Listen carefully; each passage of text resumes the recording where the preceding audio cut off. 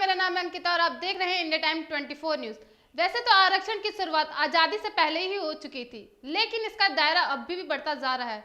अब आर्थिक रूप से कमजोर गरीब वर्गों को आरक्षण देने पर सुप्रीम कोर्ट का फैसला आ चुका है। बताया जा रहा है कि सुप्रीम कोर्ट ने एक और महत्वपूर्ण बात कही है जिसे गहराई से समझने की जरूरत है।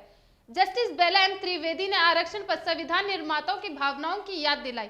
उन्होंने कहा कि तब क्या सोचा गया था जो आज तक हासिल नहीं किया जा सकता है। दरअसल सुप्रीम कोर्ट ने आरक्षण पर एक बड़ी लकीर खींचते हुए कहा कि इस प्रणाली पर विचार करने की जरूरत है। सुप्रीम कोर्ट ने साफ कहा कि कोटा सिस्टम हमेशा के लिए नहीं रह सकता है, एक समय सीमा तय करनी होगी। सामान्य वर्ग के गरीब लोगों को अब 10% आरक्षण का रास्ता साफ हो गया है। हालांकि ये अब भी लागू है, लेकिन पहली बार इसे सुप्रीम कोर्ट ने मंजूरी दी है। साथ में कहा कि 50% से ऊपर आरक्षण की सीमा भी तय की गई है। सर्वोच्च अदालत की 5 जजों वाली पीठ ने यह फैसला बहुमत से सुनाया है। चीफ जस्टिस सहित 2 जज इस तरह के आरक्षण से सहमत नहीं थे, जबकि शेष 3 जज सहमत थे। अभी ये कहा नहीं जा सकता कि अन्य तरह के 50% से ऊपर के जातीय आरक्षण पर यह फैसला उदाहरण बनेगा या नहीं बनेगा, लेकिन इतना तय है कि आंदोलनकारी समाज या जातीय समूह से इसे उदाहरण अपनी मांगे रख सकते हैं।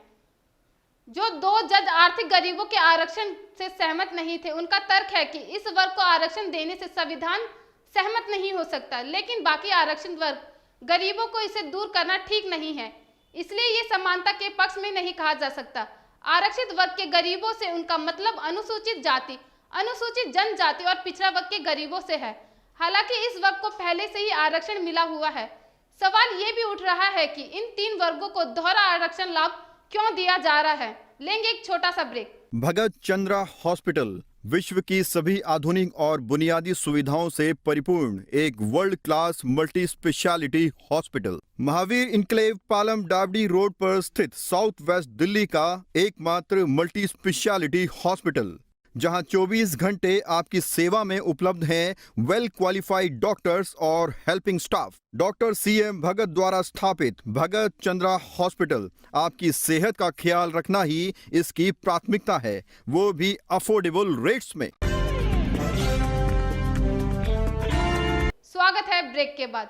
बहरहाल आर्थिक गरीबों का इसका कितना फायदा मिल पाएगा, ये भी एक सवाल है, क्योंकि निःशुल्क अनाज लेने वाले अगर 80 करोड़ लोग हैं तो उतने ही गरीब भी हैं। 10% से इतने सबका क्या होगा? ये जरूरी है कि इसे एक अच्छी शुरुआत कहा जा सकता है, लेकिन इस फैसले का आधार जातिवादी से ऊपर है।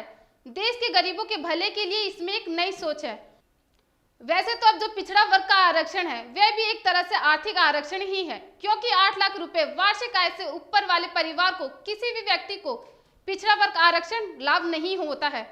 इसके ऊपर की आय वाले इन जातियों के लोगों को क्रिमिनल लेयर में आते हैं। आर्थिक गरीबों के आरक्षण में भी 8 लाख रुपए वार्षिक आय की सीलिंग है, लेकिन ये दोनों एक जैसे ही है।